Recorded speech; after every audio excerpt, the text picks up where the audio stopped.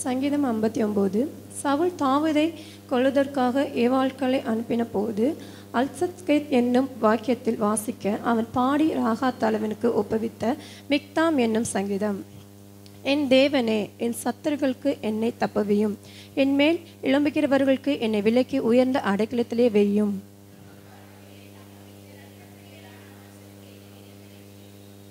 இதோ என் பிராணனுக்கு பதிவிருக்கிறார்கள். கர்த்தாவே, என்னிடத்தில் மீறுதலும் பாவமும் இல்லாதிருந்தும் பலவான்கள் எனக்கு விரோதமாய் கூட்டம் கூடுகிறார்கள்.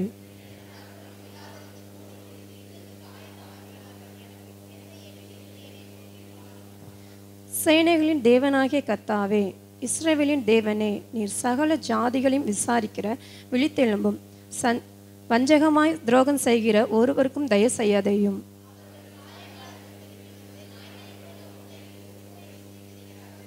இதோ தங்கள் வார்த்தைகளை கக்குகிறார்கள், அவர்கள் உதடுகளில் பட்டயங்கள் இருக்கிறது, கேட்கிறவன் யார் என்கிறார்கள்.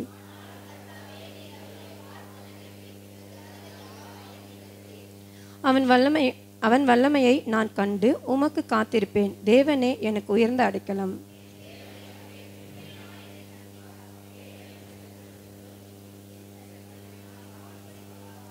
அவர்களை கொன்று போடாதையும், என் ஜனங்கள் மறந்து போவார்களே. எங்கள் கேடகமாகிய ஆண்டவரே, உமது வல்லமையினால் அவர்களை சிதறடித்து அவர்களை தாழ்த்தி போடும்.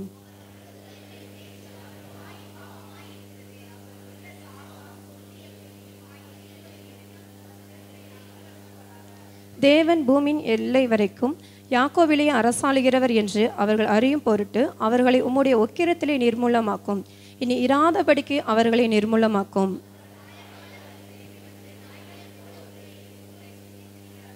அவர்கள் உணவுக்காக அழிந்து தெரிந்து திருப்தி அடையாமல் முறுமுறுப்பு கொண்டிருப்பார்கள்.